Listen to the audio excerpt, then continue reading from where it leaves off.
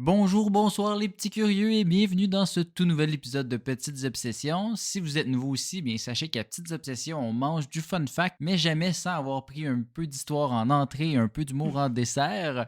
Et puis sachez aussi que je me prénomme William et que j'ai une merveilleuse animatrice, co-animatrice en fait, Oui. prénommée Hélène. Comment vas-tu? Salut, ça va bien toi? Ça va, merci. Qu'est-ce qu'on mange aujourd'hui? On mange des frontières, on mange de la géographie surtout, je te Oh! dirais. C'est Ouais. ça, c'est pas un épisode alimentaire, on vient d'en faire un là, Non, c'est déjà, c'est ça. Là, on ça. va se calmer, là, les envies alimentaires. On va plutôt focuser, moi, sur les frontières un petit peu insolites, là, comment ça a été Mhm. divisé, tout ça. Puis toi, je pense que tu vas parler de lieux mystérieux qu'on n'est pas trop Oui, sûr si ça existait. est-ce que les frontières ont existé? Oui ou non? Un épisode sur l'Atlantide de mon côté, donc Mhm. un endroit mystère qui a plein de secrets à révéler ou pas, Ouais, à voir j'ai hâte de voir ça. aujourd'hui, mais avant tout, passons à l'apéro avec... Le générique. Yes!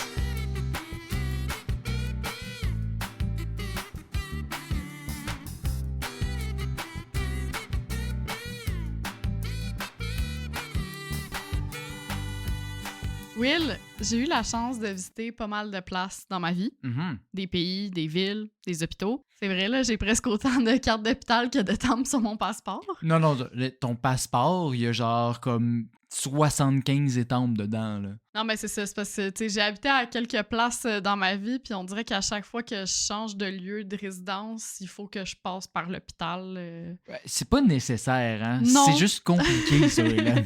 Je le sais, c'est pas normal. Mais bon, trêve de fanfaronnerie. Je sais pas toi, mais à chaque fois ou presque que je passe une frontière, je me demande c'est qui a décidé que la limite du territoire était à cet endroit précis et pas quelques centimètres, mètres, kilomètres, peu importe, pour éviter de passer à travers la cour arrière de quelqu'un, par exemple. Ouais, mais c'est clair qu'il y a des côtés politiques, de dire, bon, ben, on détermine cet endroit-là, mais c'est vrai que des fois, ça a l'air un peu boboche, arbitraire. Tu sais, des fois, c'est clair, il y a une montagne qui traverse, Oui. quoi que ce soit, mais d'autres fois, pas très clair, là. Effectivement, des fois, tu as des frontières dites naturelles, comme des chaînes de montagne, mais parfois, ben, ça passe par des endroits assez saugrenus et c'est de ça qu'on va se jaser dans le blanc des yeux aujourd'hui. Ou plutôt dans le fin fond des oreilles, là, étant donné que vous nous écoutez puis qu'on est un podcast seulement audio. Avec des petits extraits. Avec des sur petits extraits TikTok. visuels. Ouais, c'est ça. D'abord, testons tes skills en géographie. Tu le sais que j'en ai aucun. Pourquoi tu me fais ça, Hélène? Je veux t'expose. Ah, Savais-tu que la France partage une frontière avec les Pays-Bas? c'est-tu sur un île? Parce que c'est clairement pas sur le territoire, là. Ben, non, non, c'est pas sur l'Europe. Ben, tu vois, t'es pas mal meilleur en géographie que ce que tu le prétends parce qu'effectivement, je ne parle pas de l'Europe continentale, mais des Antilles, qui est presque une deuxième Europe, là, vu que la plupart des pays du vieux continent, ils ont conquis un petit lopin de terre, hein, on s'entend? Tous les continents ont déjà un peu appartenu à l'Europe, là. C'est ça. Bref, la France et les Pays-Bas se partagent l'île de Saint-Martin, à l'est de Porto Rico, pour te situer. Oui, je savais. C'est sûr. La France possède la partie nord, tandis que le sud appartient aux Pays-Bas. Jusque-là, ça va. Mais oui, parce que le sud, c'est en bas. Oui, mais les Pays-Bas sont au nord de la France. Non, mais je sais, mes Pays-Bas. J'aime bien. J'aime bien. Je retiens. La légende veut que la frontière a été tracée à la course à pied. Aucune idée si c'est vrai, là. On s'entend, j'ai bien dit légende. Avec mais un tape, une peinture à terre, qu'est-ce qui se passait? je sais pas. Mais ça me fait bien rire d'imaginer des magistrats débattre autour d'une map faite sur Strava pour dire ça c'est à moi, ça c'est à moi. C'est ça, on t'a vu assez courir longtemps dans cette ligne-là, ça t'appartient, genre... c'est peut-être ça, c'était pas, ils ont fait la ligne, ils ont peut-être fait genre, chacun courait à des places, parce que comme ça, c'est ton spot de course, je te le laisse, ça, c'est mon spot de course, je le garde. C'est ça. Mais tu sais, tu prends l'île, puis ça Non, non. mettons l'île est ovale, là, ça Ouais. traverse vraiment au milieu. Mais c'est juste, en tout cas, si c'est vraiment que ça a été délimité à la course à pied, C'est très drôle. c'est quand même très drôle. Maintenant, saurais-tu me dire où est la plus petite frontière du monde? C'est sûr que là, c'est un piège pour me dire, genre que je dise le Vatican, puis tu fasses non! Effectivement, ce n'est pas celle entre le Vatican et l'Italie qui fait 3,2 km C'est pour ton pas gros. information. C'est pas gros. Ce serait celle entre l'Espagne et Gibraltar qui s'étale sur 1,2 km. Genre, même notre épicerie la plus proche est plus loin que ça, Will, pour te donner une idée. Tu veux encore juste plugger le fait qu'on n'a pas d'épicerie proche puis qu'on est dans un désert alimentaire. Mais regarde, si, je sais pas, la mairie ou Oui, clairement. l'investiture de Hansik nous écoute, Pas sûr. mettez-nous une épicerie Saint-Cyboire. Mais en fait, c'est pas vrai, parce que mes recherches préliminaires m'indiquaient que c'était la frontière entre l'Espagne et Gibraltar. Mais j'ai creusé un petit peu plus loin, et oui, l'Espagne a la plus petite frontière du monde, mais ce n'est pas avec Gibraltar. Tu sais peut-être que l'Espagne a un long historique avec le Maroc? Absolument pas. OK, bon. Là, Il y a eu des histoires de conquête. Même si tu vas dans le sud de l'Espagne, tu vas voir qu'il y a beaucoup d'influences arabes dans l'architecture, par exemple, des choses comme ça. Je n'ai pas visité l'Espagne. Puis, tu sais, le détroit de Gibraltar, donc... Oui, c'est proche, Oui, c'est effectivement. ça, l'Espagne et le Maroc, c'est quand même très proche. Là. Je pense que c'est une quarantaine de kilomètres, quelque chose comme ça. J'en parle tantôt, d'ailleurs. Bon, parfait. Finalement, je savais. Tu le savais. Ouais. Bref, au nord du Maroc, il y a des petits tronçons qui appartiennent à l'Espagne. Les plus connus sont ceux de Ceuta et Melilla. Je suis complètement désolée pour la prononciation. Mais la frontière entre le rocher de Badiz, qui appartient aussi à l'Espagne, et le Maroc, mesure un tout petit 80 mètres. OK, juste ça. Ça vaut la peine, ça, une frontière de 80 mètres. Là. Oui, mais c'est comme vraiment... ça fait comme une presqu'île, en fait, là, si tu veux. Comme une pointe. Ouais, exactement. Puis ça s'appelle le rocher de Badiz. Il y a à peine 100 personnes qui habitent sur ce caillou. Pas sur le 80 mètres de... La largeur est de 80 mètres, mais ça fait comme vraiment... je pourrais dire ça? Ça s'élargit après. Là. C'est juste le petit bout qui est pointu. Mais on s'entend, ça s'élargit. C'est pas non plus plusieurs kilomètres carrés de superficie. Là. Ça reste très petit. Je dirais que ça ressemble un peu au Mont-Saint-Michel. Pour ceux qui savent de quoi je parle, là, en France. Ouais, encore une fois, pas pour moi. Là. C'est ça.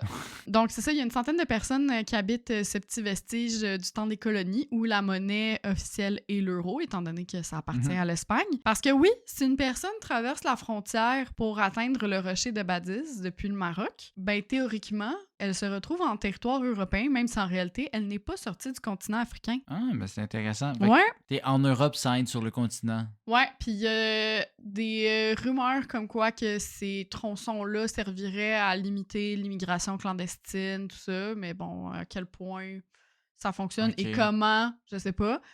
Mais c'est plus pour dire qu'il y a un barrage de l'Europe à même le Maroc, là, mettons. Là. OK, ouais, ça. Il y a aussi plusieurs pays qui ont perdu à la pige du découpage des territoires. On peut certainement penser, par exemple, à la façon dont le continent africain, justement, a été séparé. Mais comme j'ai pas de doctorat en géopolitique, je vais m'abstenir d'élaborer trop là-dessus et plutôt parler d'autres pays qui n'ont pas mis la main sur le jackpot des frontières. Le premier, on y a été l'an dernier, c'est la Bosnie-Herzégovine. Petit résumé géohistorique ici là, pour les personnes qui vivent dans une grotte. Avant d'éclater dans les années 90, la Yougoslavie était composée des actuelles Croatie, Slovénie, Monténégro, Serbie, Macédoine du Nord, Kosovo et Bosnie-Herzégovine. Si tu veux, la Yougoslavie, c'est l'union des Slaves du Sud. Parce que Youg, ça veut dire sud, puis Slavie, ben... Ouais, le Slavie est clair, là.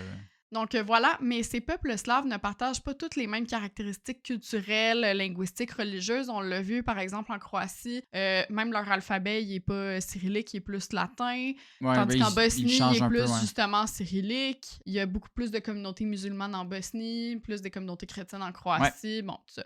Donc, tout ça, qui a créé la guerre en soi. Là. Exactement. Ça l'a éclaté et il y a différentes communautés qui se sont formées, dont justement les Croates et les Bosniaques qui ont été parmi les premiers à affirmer leur indépendance. Ce qui, soit dit en passant, ne faisait pas l'affaire de tout le monde parce que c'est pas juste, bon, ça a éclaté puis la guerre est finie, là, au contraire. Oui, les Serbes n'étaient pas très contents, là. Non, c'est ça. Il y a eu plusieurs conflits armés entre les différents peuples, notamment entre les Serbes et les Bosniaques.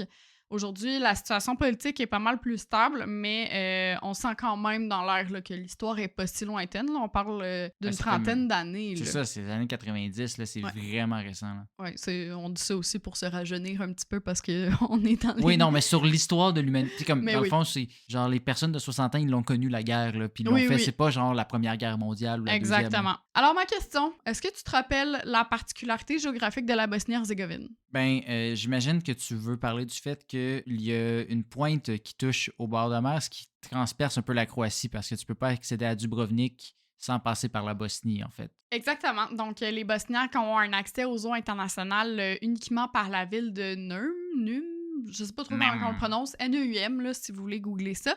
qui coupe la Croatie en deux. Donc, pour aller de Zagreb à Dubrovnik, par exemple, il faut absolument passer par la Bosnie, peu importe si tu passes par là ou par toute autre ville. À cette heure, il y a un pont, mais oui, Ouais. qui te permet de le faire autrement, mais sinon, t'as pas le choix. Ben, Ouais. ça passe par-dessus la ville, puis ça Ouais. fait juste en sorte que t'as pas besoin de sortir ton passeport parce que la Bosnie Ouais. fait pas partie de l'Union européenne, la Croatie, oui. Bref. Ce tronçon-là fait à peine 20 km, mais ça reste le seul accès à la mer Adriatique. Puis c'est une façon aussi, justement, pour la Croatie de rejoindre le Monténégro, puis bon, les Mhm. autres pays de l'ex-Yougoslavie. Mais ça pourrait être pire. Parce qu'il y a 44 pays qui n'ont pas d'accès direct à l'océan ou à la mer, c'est-à-dire qui sont entourés d'autres pays. C'est ce qu'on appelle des pays enclavés. Pour te donner quelques exemples, c'est le cas du Laos, de la Bolivie, de l'Éthiopie, de l'Autriche, entre autres. Il existe aussi 2 pays qui sont dits doublement enclavés, c'est-à-dire qui sont entourés de pays qui eux-mêmes n'ont pas un accès direct à la mer ou à l'océan. Je pense que tu me vois venir.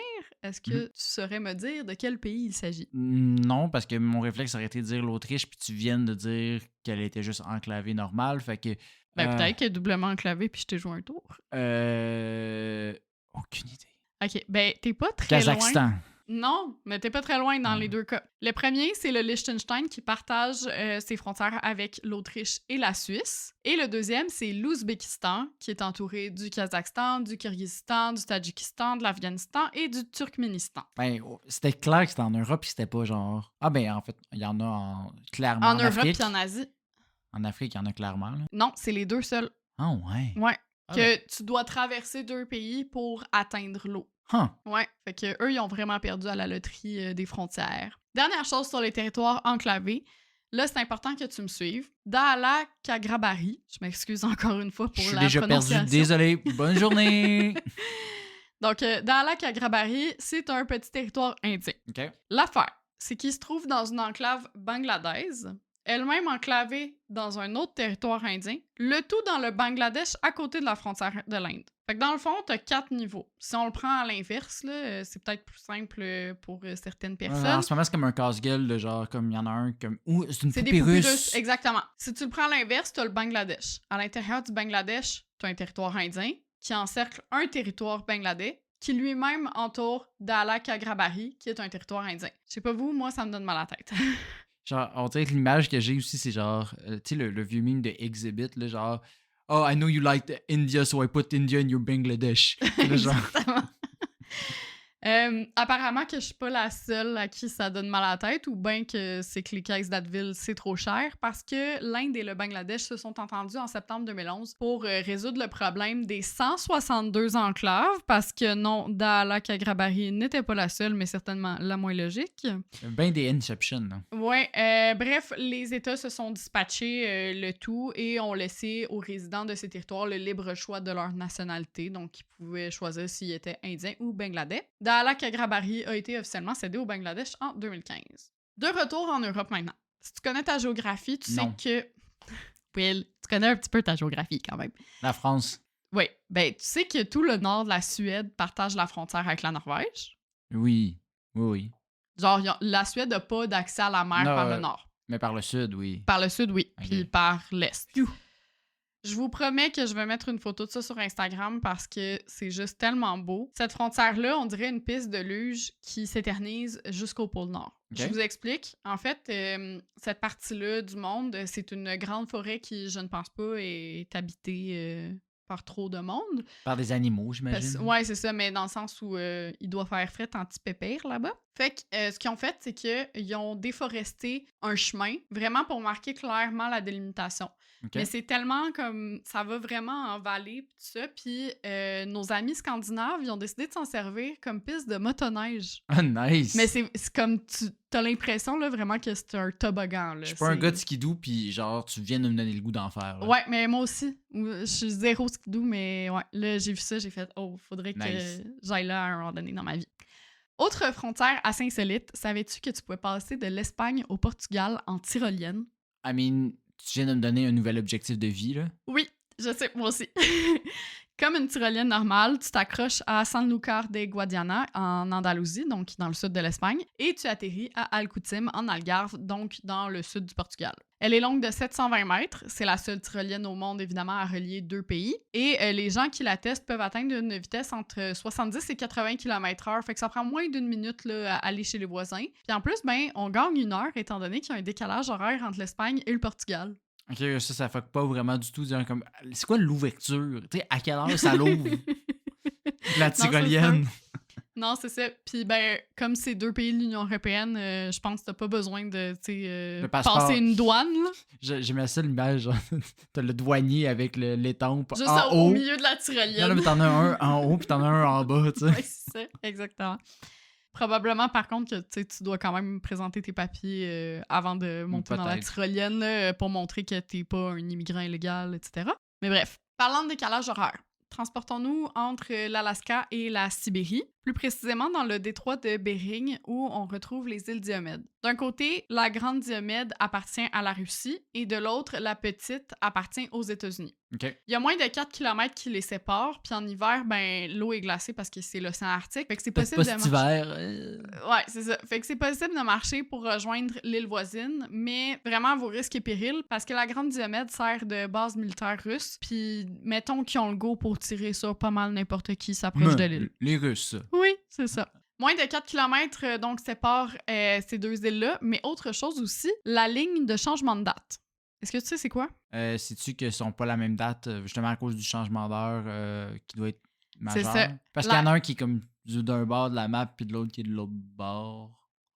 Ouais, c'est ça, exactement. Ish, la grande Diomède a 20 heures ou 21 heures d'avance sur la petite Diomède selon la saison. Ok, je pensais pas à ce point-là. Là. Ouais, ça veut dire que si il est lundi 23h sur la petite Diomède, donc celle qui appartient aux États-Unis, il est mardi 20h sur la grande Diomède, donc celle qui appartient à la Russie. Ouais. Pourquoi pas 24 heures? Parce que les États-Unis ont décidé de mettre la petite Diomède au même fuseau horaire que l'Alaska, qui est comme pas mal le point le plus proche des États-Unis. Puis l'Alaska, c'est sur le réseau UTC-9 au lieu de -11, ce que devrait être la petite Diomède, dans le fond. Fait qu'il y a comme 2 heures de... Il y a un décalage de ce que ça serait réellement, un peu comme dans l'épisode qu'on a fait sur les fuseaux horaires. Ouais. Que, dans le fond, toute la Chine est sur un fuseau unifié, même si ça n'a pas aucun sens. Ouais, alors qu'il devrait être sur 3-4 fuseaux horaires différents. Exactement, mais c'est parce que sinon, comment veux-tu être un pays uni? Oui, c'est ça. Puis la grande Diomède, c'est sur le réseau UTC plus 12. Fait qu'au final, ça fait 20h ou 21h selon les saisons. Il y a beaucoup de gens qui disent sur la petite Diomède que quand ils regardent la grande Diomède, c'est comme s'ils voyaient le futur. Fait qu'ils l'appellent l'île de demain. Et la petite Diomède est appelée l'île d'hier. Mais où l'île d'aujourd'hui? Elle n'existe pas. Oh non! C'est le chemin de glace. C'est ça, exactement. Selon le dernier recensement, la petite Diomède est actuellement habitée par 83 personnes, essentiellement issues du même peuple inuit. Ils ont un bâtiment qui sert d'école, de gymnase, de salle de réception, de mairie, de terrain de basketball, tout. Tout le kit. Oui, parce qu'en même temps, pour 83 personnes, on va pas construire 6 bâtiments différents. La vie y est, je te le cache pas, assez difficile, selon ce que j'ai pu voir dans mes recherches, que ce soit à cause de la météo, qui dépasse souvent les moins 40 degrés en hiver, ou encore le coût de la vie. À titre d'exemple, une bouteille de détergent coûterait aux alentours de 44 $. Fait que ton linge sale, tu le portes souvent, là? Ouais, c'est ça. Tu vas le laver dans la mer, au pire. L'île est ravitaillée une fois par semaine grâce à un hélicoptère, évidemment, si la météo est clémente. Puis les produits, on s'entend, sont pas toujours frais, là. Puis même, je pense qu'il y a un infirmier sur place qui fait partie de cette communauté-là, Inuit, mais qui travaille en télémédecine avec l'hôpital en Alaska parce que c'est ça, il n'y a pas d'hôpital sur l'île. Changeons d'île maintenant. L'île des Faisans, c'est une île de la taille d'un terrain de soccer entre la France et l'Espagne et pour laquelle les 2 pays se sont longtemps battus. Plutôt que de céder ou de la diviser en 2, ils ont trouvé une solution pour le moins originale, c'est-à-dire une garde partagée. Hein? C'est parce qu'ils veulent aller jouer au soccer chacun à leur tour? C'est quoi cette affaire-là? Ils font des tournois? Qu'est-ce qui se passe, là? Non, ça a la taille d'un terrain de soccer, mais c'est pas un terrain de soccer. Mais ça sert à rien, ça! Tu peux juste la donner à quelqu'un si personne l'utilise, ton île de merde. Mais là, attends, c'est ça. Puis là, c'est pas une garde partagée une semaine sur deux ou une fin de semaine sur deux. Du 1er février au 31 juillet, l'île est sous gouvernance espagnole et du 1er août au 31 janvier, elle est sous gouvernance française. Fuck off. Perte de temps. Puis ben évidemment, c'est comme ça chaque année. Heureusement, il y a personne qui habite là. Elle est même interdite d'accès aux visiteurs. Fait que ça simplifie l'administration. Parce que t'imagines, là, à chaque 6 mois, tu changes de nationalité. Faut que tu fasses tes impôts 2 fois par année. Je peux pas croire, là. Je sais pas. Mais là, fait que tu me confirmes encore plus que ça sert à rien comme projet. Non, là. c'est pas vrai. Parce qu'elle a servi à des rencontres historiques, entre autres entre le roi d'Espagne puis le roi français. Ouais. Mais c'est vrai qu'aujourd'hui... Mais en même temps, tu sais, elle est pas grande, là. Il y a comme un monument. Mais justement, pourquoi se faire chier pour ça? Ben, parce qu'il faut conquérir le maximum de territoire, Ouais. William. Franchement. La prochaine frontière, c'est ni plus ni moins celle qui m'a donné envie de faire ce sujet. Parce que aujourd'hui, c'est vraiment l'épisode que j'ai préféré écrire. J'ai nommé ou plutôt les frontières de Bâle. Bâle, c'est une ville qui est située aux Pays-Bas. Par contre, pas moins de 26 zones ou quartiers, si tu préfères, de la ville appartiennent à la Belgique. OK, fait que c'est vraiment divisé. Est-ce que c'est comme tout relié à une C'est frontière? comme si, mettons, Villeray appartient aux États-Unis, le Après ça, plateau Annecy, Mont-Royal puis- aussi, Fait que West ça se Island. retouche pas toutes nécessairement, en fait, les zones. Non, c'est ça, exactement. Puis il y a seulement 4 de ces zones-là qui sont physiquement reliées, là, collées Ok, ouais, c'est sur la frontière belge. Fait que si tu veux, Bâle, c'est 2 villages. T'as Bâle-Nassau qui appartient aux Pays-Bas, en fait, Mhm. et Bar-le-Duc qui appartient à la Belgique. Puis ça s'entremêle tel des écouteurs dans tes poches. Mhm. Un peu comme Daala Kagrabari, donc avec l'Inde et le Bangladesh. Dans Bar-Nassau, t'as des parties de Bar-le-Duc qui, à leur tour, renferment des parties de Bar-Nassau, etc. Fait que, encore une fois, ça fait un peu les poupées russes. La ville est donc parsemée de signalisations pour que tu saches toujours dans quel pays tu es. Littéralement, dans chacune des rues, il est indiqué au sol NL pour Pays-Bas et B pour Belgique. Parce que des fois, même dans certaines rues, tu as la frontière qui passe. Fait que t'as les deux Tu as dans les la deux même rue, ouais. indications. Mais même si les frontières figurent partout au sol, tu comprendras que c'est un méchant casse-tête pour certaines personnes parce que la frontière, elle passe aussi à travers des commerces et même des maisons, comme je le disais en prémisse de cet épisode. Qu'est-ce qu'on fait dans ces cas-là? On suit la règle de la porte d'entrée. Fait que si la porte principale est située du côté néerlandais, ça veut dire que le bâtiment est en territoire des Pays-Bas et vice-versa. Si elle est située du côté belge de la frontière, c'est un bâtiment belge. Évidemment, ça peut pas être aussi simple que ça, sinon ce serait pas rigolo. Faut savoir que le découpage frontalier de Bâle a été officiellement adopté en 1995, mais la commune vit cette dualité depuis plus de 800 ans. En fait, la ville a été découpée en se fiant à des cartes qui auraient été créées en 1198. OK. Fait qu'il n'y avait pas toutes les maisons, justement, là, qu'on parle là, nécessairement de construites. Là. Non, c'est ça. Puis j'ai des petites nouvelles pour vous. Il y a eu des évolutions depuis le Moyen Âge. Ce qui fait que quand le tout a été revu en 95, les gens se sont rendus compte que leur maison, même si elle n'avait pas bougé d'un millimètre, elle n'était pas dans le bon pays. Je m'explique. C'est le cas d'une octogénaire belge. Sa maison était traversée par la frontière et sa porte était située du côté des Pays-Bas. Semble-t-il que c'était bien important pour elle d'habiter en Belgique. Qu'est-ce qu'elle a fait? Elle a dû refaire sa porte d'entrée du bon côté de la frontière à tout juste 1 mètre de celle d'origine. OK, fait que même pas de l'autre bord de la maison, là, juste tasser la porte. Là. Exactement. Hey, ça, c'est vraiment de l'enculage de mouche, tout ça. Là.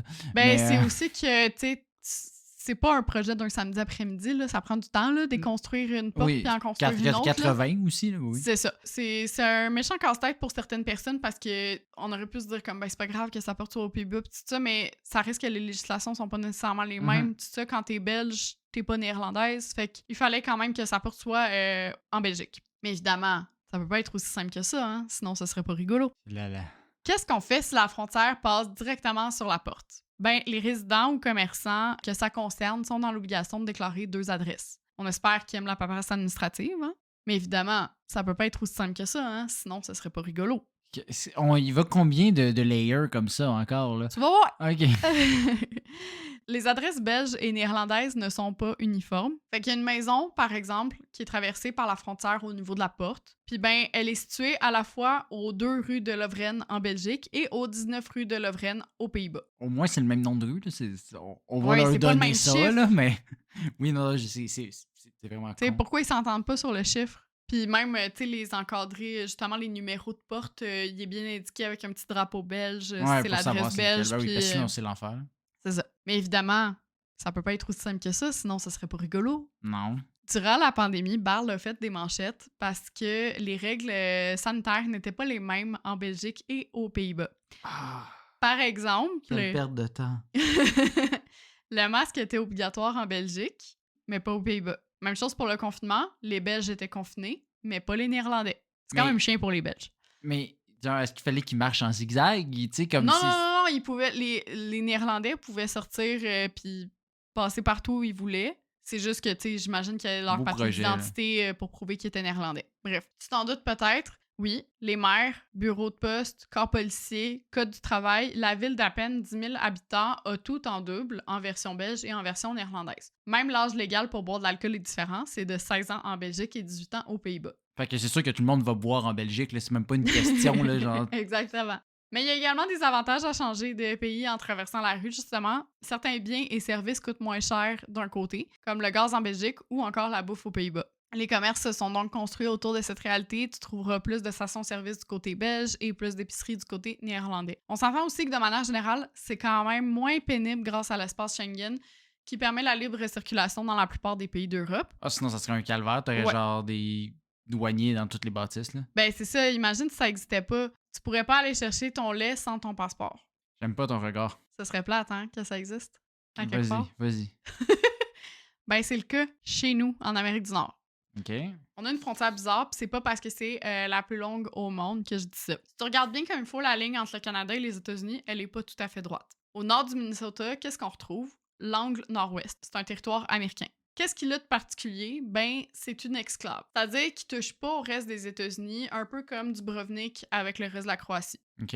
L'affaire, c'est que le lac des Bois sépare l'angle nord-ouest du reste des États-Unis, puis il n'y a pas beaucoup de commerce dans cette zone, comme il y a à peine une centaine de personnes qui y habitent, là, OK. un peu comme les îles Diomède. Fait que dans le fond, c'est pas comme les grands lacs où ça traverse au milieu du lac. Comme t'as le lac qui est coupé, puis là, genre, les États-Unis dépassent, là. C'est ça, on va y venir. Mais essentiellement, c'est ça, c'est comme pas rattaché directement aux États-Unis. Je comprends.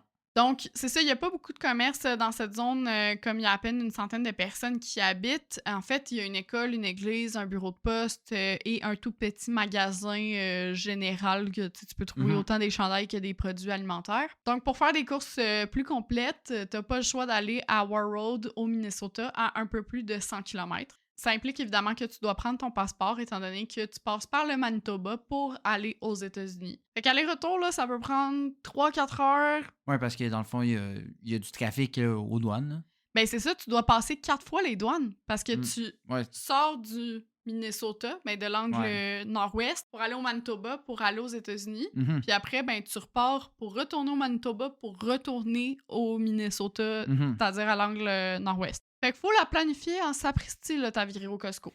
Heureusement pour les habitants, le lac est rempli de poissons, fait qu'ils peuvent pêcher. Moi, je ne serais pas très heureuse là-bas, mais bon, c'est quand même une bonne petite solution. Tu dois te demander justement pourquoi ce lopin de terre appartient pas tout simplement au Canada. Ben, pour comprendre ça, il faut remonter à la signature du traité de Paris en 1783. Les Américains y obtiennent officiellement leur indépendance, fait qu'il faut déterminer quel territoire ils pourront gérer puis quel reste sous la régie britannique, là, c'est-à-dire le Canada. Ils se basent sur une carte créée en 1755. Le lac des Bois devait donc être séparé en deux, comme tu suggérais tout à l'heure. Il y a une moitié pour le Canada, une moitié pour les États-Unis. Jusqu'ici, ça va, c'est logique. L'affaire, c'est que cette fameuse carte-là, la zone où se situe l'angle nord-ouest, était cachée par une autre carte qui fait un zoom sur la baie du Hudson. Tu sais, des fois, là, quand tu prends des cartes du monde, t'as Ouais, c'est un coin juste comme. du Pacifique, mettons, qui est caché zoomé, par là. un zoom. Ben, c'est ça, exactement. Fait que sur la carte, ça avait l'air d'un parfait ovale, alors que si tu vas voir sur Google Maps de quoi a l'air le lac, là, il y a plus la forme d'un poisson avec une petite lanterne comme dans Nemo, là. Mhm. Tu sais, le poisson vraiment lettre, Ouais. là. Bref, les Américains se sont éventuellement rendus compte de leur erreur de cartographie, mais ils ont préféré pas le dire pour pas que ça entache les négociations avec la Grande-Bretagne, puis qu'ils puissent avoir leur territoire et leur indépendance. En 1818, par contre, les États-Unis et le Canada se sont entendus pour délimiter la frontière au 49e parallèle, pour que ce soit plus simple. Puis le Canada a laissé l'angle nord-ouest aux Américains pour justement pas contredire le traité de Paris, puis que ça fasse encore plus de paperasse. C'est pas leur problème, c'est le problème des Américains. Ben, c'est ça, puis en même temps, ça changerait pas grand-chose pour le Canada d'avoir ce territoire-là. Tu sais, c'est pas un immense territoire. Ouais, ça Il y a vaut une pas la centaine peine, de hein. personnes qui habitent, il y a pas grand commerce, tout ça, fait que... Est-ce que ça va, Will? T'es toujours avec moi, là? Ouais, je me dis juste, ben, c'est plus grand que la petite crise d'île pour gros comme un terrain de soccer pour lesquels les autres se battent, mais regarde. T'inquiète pas, on termine en simplicité. J'ai envie de te parler des tripoints. OK? Ces endroits où les frontières de 3 pays se rencontrent, Mhm. notamment le Three Countries Corner qui marque la frontière entre la France, la Suisse et l'Allemagne, où j'ai pris une belle petite photo en 2019 parce que c'est pas tous les jours que je suis dans 3 pays en même temps. Ah non. Pour les quadripoints, donc une frontière ou en tout cas un endroit où il y aurait 4 pays qui se rencontrent.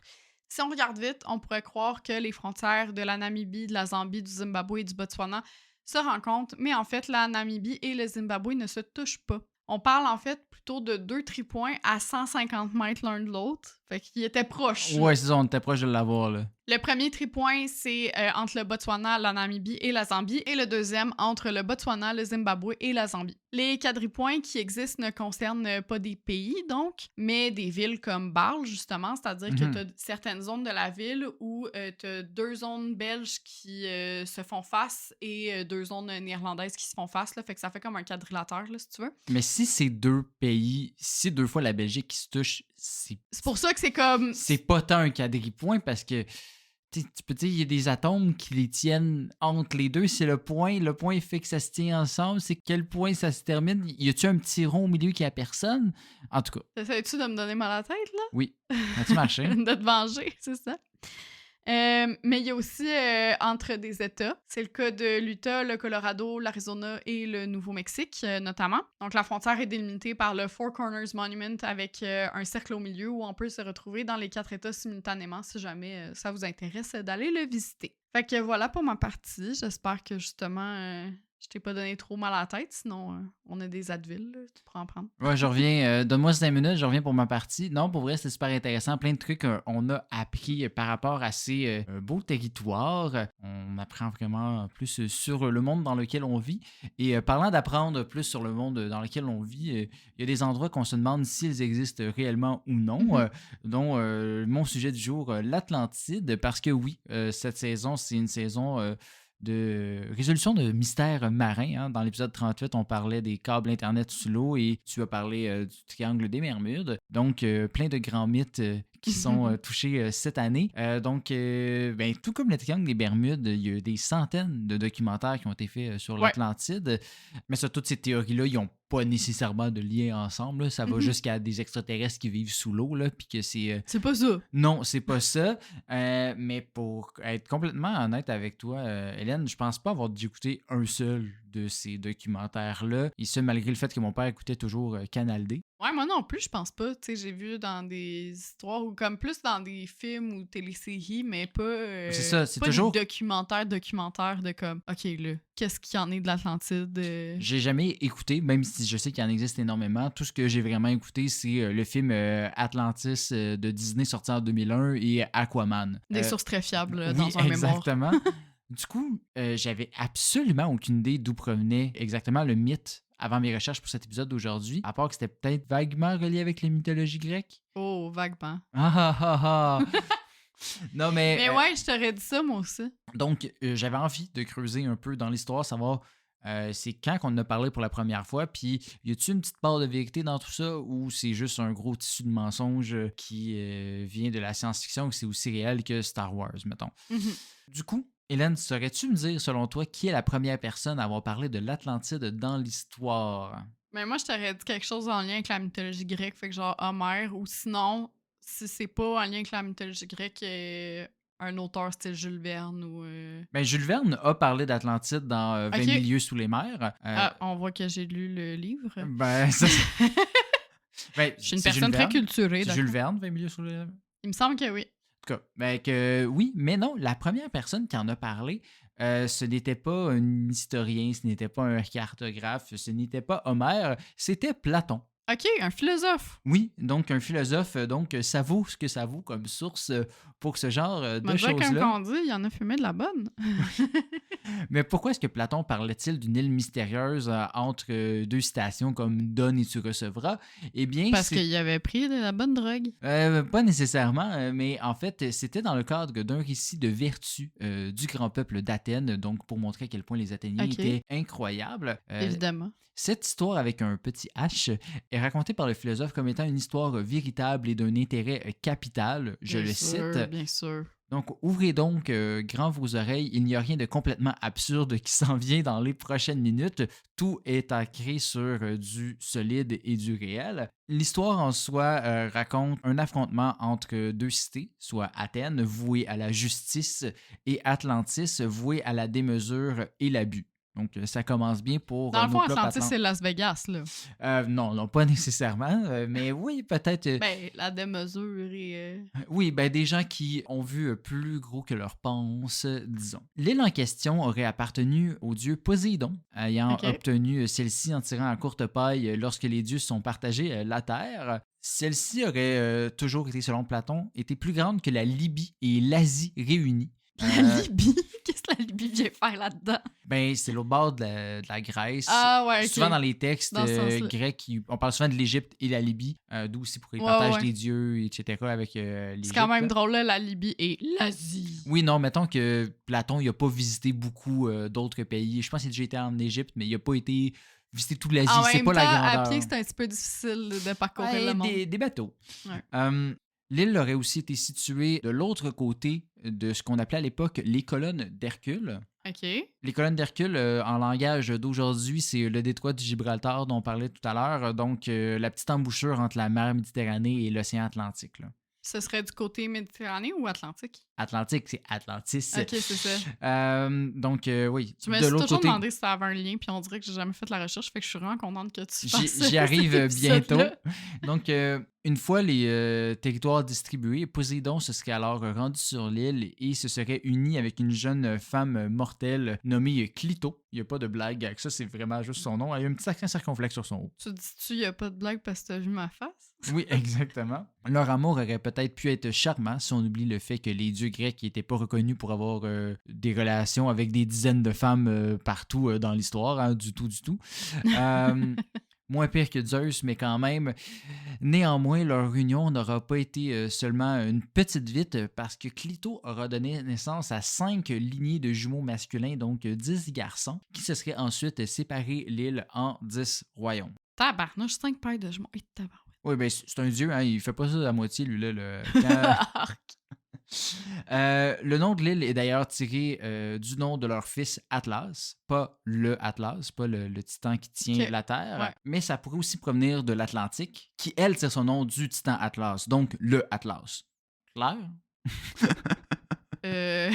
Disons, il y a le titan Atlas, Ouais. puis ils ont nommé leur fils en l'honneur du titan. Puis là, on sait Ah, pas ok, si oui, l'île oui, a oui. été nommée en honneur de ce fils-là ou vraiment par rapport à Ok, l'océan. ok. Je pensais que ma partie donnait mal à la tête finalement. Là, c'est mon petit bout qui donne mal à la tête, puis après ça se replace. On va aller se claquer Je deux le savais avril que c'était après. pas clair. Ouais. Ce qui est bien de l'histoire, c'est que comme les 5 paires de jumeaux étaient des hommes, ben, ça réduit un peu le risque d'inceste. Ça permet de continuer le règne de la famille par la suite sans trop de problèmes. Du coup, les Atlantes seraient alors développés comme étant un peuple de sages, vertueux et sans faille, sur une île remplie de ressources, rendant leur ville encore mieux que la ville dans The Good Place. Là. Ouais. C'est comme tout allait bien pour les Atlantes, étaient the king of the shit. Il aurait été tellement bon qu'ils se sont dit pourquoi pas partager notre merveillosité avec d'autres peuples à coup de conquête et d'invasion, hein, parce que Ah tu sais, oui, c'est pas. partagé. Oui, c'est ça, c'est pas aller. Mettez des gros guillemets ici. Donc, ils auraient alors envahi la Libye, l'Égypte et une partie de l'Europe avant de faire la plus grande des erreurs, c'est-à-dire tenter d'attaquer Athènes, un autre Ouh. peuple touché par les dieux grecs. Des intouchables, ça. C'est ça. Les Athéniens, ben eux, ils étaient encore moins de la merde. Ils auraient repoussé, puis ils auraient même libéré tous les pays qui auraient été conquis par les Atlantes parce que les Athéniens sont encore meilleurs. Fait que je sais pas à quel point, finalement, ils ont le même problème, les Athéniens, là, au final, qu'eux aussi Non, ont ils ont créé juste un le empire. syndrome Là. du sauveur blanc. là. Exact. Mais justement, toute cette guerre-là avec les Atlantes qui auraient essayé d'attaquer tous ces pays, ça aurait mis Zeus en tabarnouche après les descendants de son frère qui respectaient pas l'ordre divin, qui auraient fait engloutir Atlantide dans les flots à coups de tremblements de terre et de raz-de-marée. Une fin ironique quand même pour la gang à Poséidon, là.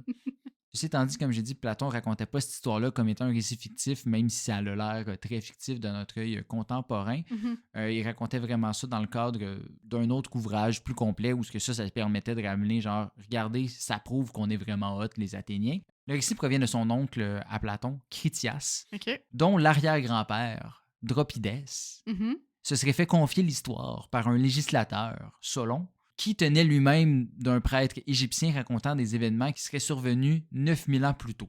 Donc, oui, c'est un jeu du téléphone absolument horrible. C'est une petite game du téléphone, ça, mais permets-moi de douter des propos du prêtre égyptien qui raconte quelque chose qui s'est passé il y a 9000 ans, là, comment il peut le savoir?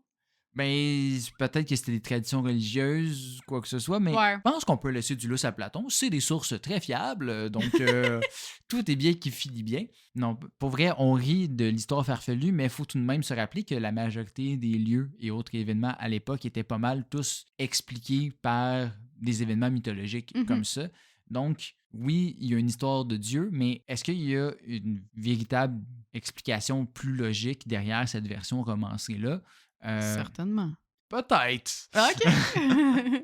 Parce qu'on le sait tous, hein, il y a eu je sais pas combien d'explorations sous-marines pour retrouver l'île et personne ne l'a trouvé. C'est pas aujourd'hui on va faire comme « Hey la gang, j'ai checké puis je le sais, c'est vraiment où? » On l'a pas trouvé encore. Une des raisons, c'est parce qu'il faudrait commencer par s'entendre sur la localisation de l'île.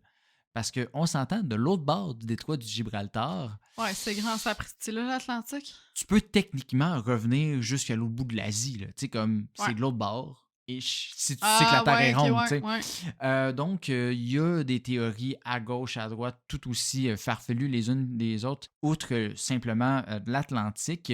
Donc, j'ai détaillé pas tous parce que j'ai pas envie de mettre mon petit chapeau d'aluminium. Là, je l'avais pas de disponible aujourd'hui. Mais il y a des théories comme quoi que l'Atlantide serait en fait en Andalousie, en Mauritanie, dans la mer du Nord, dans la mer Noire, en Amérique et même en Antarctique. Et partout. Et partout. Tu sais, comme il y a des théories de tout d'un coup, c'était genre les Vikings ou c'était un autre peuple qu'on sait qui a disparu. Puis là, comme, c'est ce peuple-là qui avait visité initialement. Mais c'est plus ce qu'on appelle de la pseudo-archéologie, c'est-à-dire un peu des liens farfelus ou qui... Source pas totalement fiable. Quand ta source, c'est Platon qui raconte une histoire sur Poséidon, mettons. Donc, je vais simplement vous partager l'hypothèse la plus plausible qui, encore là, ne fait pas consensus du tout, même chez les pseudo-archéologues et encore moins chez les vrais scientifiques. Mais c'est celle-là que j'ai envie de creuser aujourd'hui et faire ma thèse de doctorat dessus.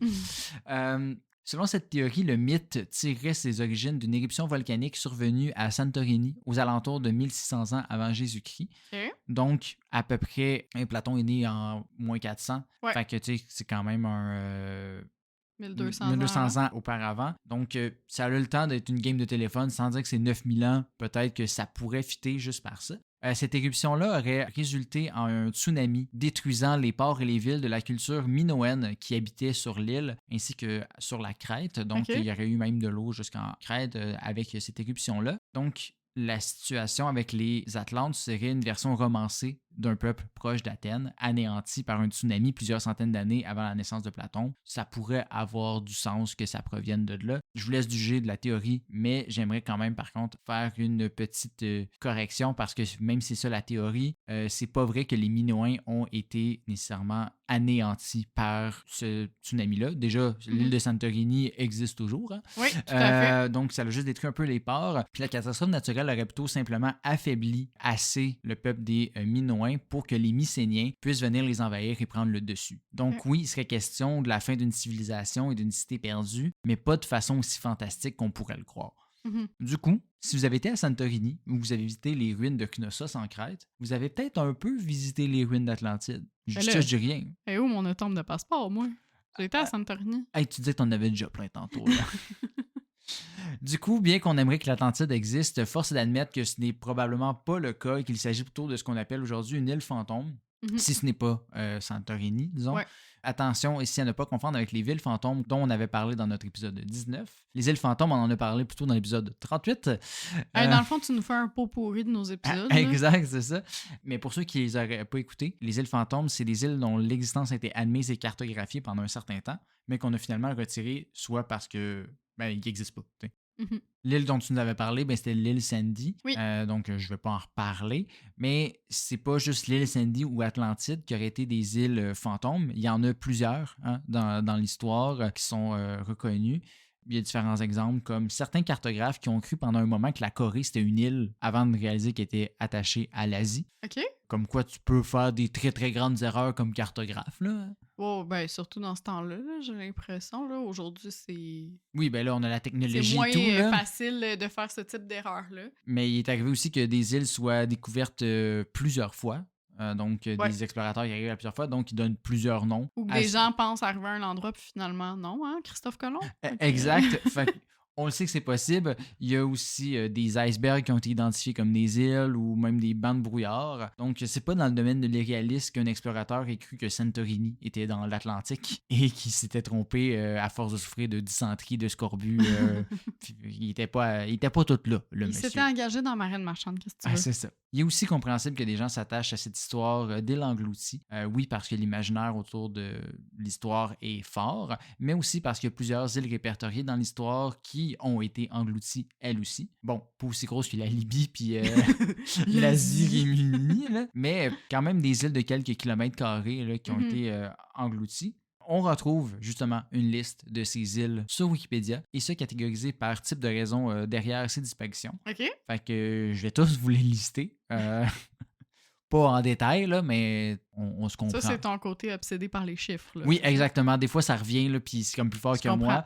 Donc, il y en a 3 à cause d'un lac de barrage, 21 à cause de tempêtes ou de phénomènes sédimentaires, 18 par l'élévation des océans, 4 à cause de séismes, 12 à cause d'éruptions volcaniques ou d'érosion et 11 à cause d'activités humaines, principalement extraction de sable. OK.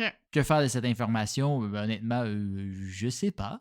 Toutes les informations qu'on partage dans le podcast, on sait pas trop quoi en faire. Ouais, des fois, il y en a des plus Oui, intéressantes non, que des fois, on d'autres. répond à des questions un petit peu plus subtiles que d'autres, mais effectivement, que faire de cette information?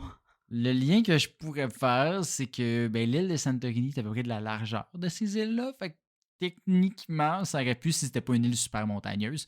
Mais Ouais, bon, ça, parce que la ville est toute en haut, là, elle est pas, c'est ça. à Fait la que base, là. tiré par les cheveux comme lien, vous me direz, je vous répondrai que ce n'est pas aussi pire que les sources de Platon. Et puis parfois, c'est pas nécessairement la fin qui détermine si une histoire en vaut la peine. 2400 ans après la mort de Platon, on parle toujours d'une île que personne n'a jamais retrouvée et celle-ci ne cesse de faire rêver et stimuler l'imagination. Du coup, j'espère que vous me pardonnerez cette conclusion sans réponse officielle et demeurez tout de même diverti et informé à la suite de cet épisode. Loin de moi de l'idée de me comparer à Platon, mais qui sait, comme on dit, les paroles s'envolent, mais les podcasts restent. Oh, wow! T'as tout à fait raison, les podcasts restent. Et si jamais vous voulez écouter d'autres épisodes de notre podcast, ils sont tous disponibles sur Spotify, Apple Podcasts, YouTube. Vous pouvez également vous abonner, c'est un gros soutien pour nous. Puis également nous suivre sur les réseaux sociaux où on publie encore plus de contenu connexe ou exclusif. On est présent sur Facebook, Instagram et TikTok, Yes. même YouTube aussi pour des shorts.